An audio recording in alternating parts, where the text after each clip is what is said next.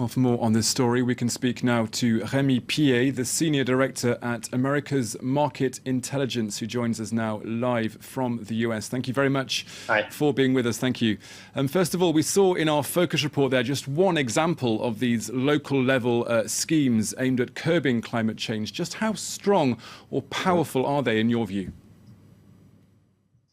Well, it is powerful when you have more than 200 cities that decide to join forces together to try to mitigate climate change. It's not something that should be looked down on. I mean, we're talking about more than 50 million inhabitants, and those 200 cities include the 10 largest cities in the US. No company is going to turn away its back from the possibilities of addressing a market and addressing a sizable share of the population. So they're going to have to be able to abide by a certain amount of regulations that are issued at the state level and at the local level. One example is the fact that here in the US, the car industry started developing green technologies because California issued some very stringent rules on emissions, and they didn't want to turn it back to the California market. So we still have a large development in terms of focus on climate change energies and also continuing on the momentum inside the US to favor some more efficient technologies. But without the formal or the official backing of the White House, just how far can this grassroots movement go? Isn't there a danger that such initiatives will simply remain at a very local level?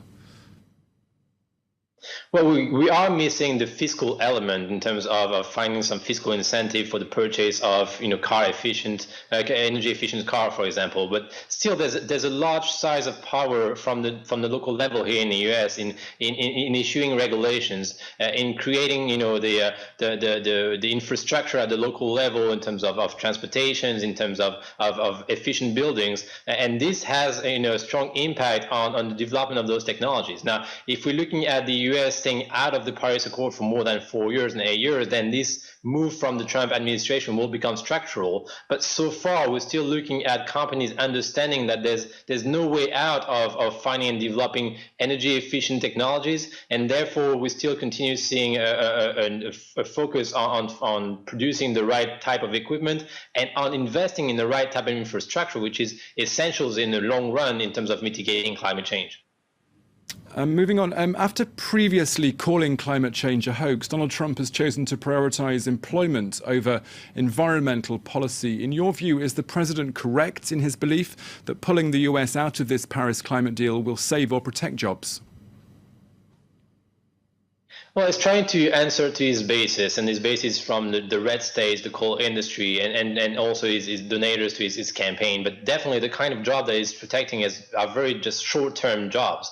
The long-term jobs are definitely in terms of environmentally efficient technologies, in being able to address also international markets. I mean, other countries around in the US, Latin America is making a strong focus and strong development in terms of green technology and green infrastructure. So if you want to be able to address those markets, you have to be able to develop the right kind of technology and services that will be energy efficient, that will be green curbing. Therefore, you will be able to face the competition from other countries, whether China, whether Europe. So in the long run, in terms of developing the right type of jobs for the US, you need to turn towards energy efficient, environmentally friendly technologies. The ones that are being protected right now are just very short-term perspective and clearly focus on red states rather than the larger interests of the United States.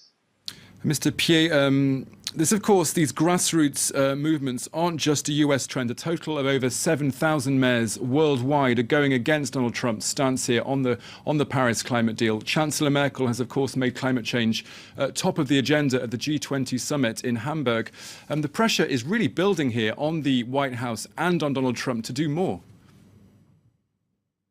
Yeah, absolutely, and I think that's what President Macron is trying to do by inviting Donald Trump to the Baptiste Day, the 14 Juillet celebration in Paris. But unfortunately, Donald Trump tends to be very stubborn on those issues. He has a militant base in key states that will actually elect a representative in 2018 that are still seeing his moves as following up his campaign promises. It will take some time to be able to re-educate the population, to try to make them understand that it is in their best interest to move away from fossil fuel, to move away from the coal industry, and to try to invest in the right type of technology and the right type of service to be able to address and win key markets internationally in Latin America, in Europe, in Asia, and be able to service them. Now, we know that Donald Trump is not going to be the right person to do this, but there's this grassroots movement, this movement on the internet, the movement from different cities, from different governors, trying to explain the key interest of focusing and investing on green technologies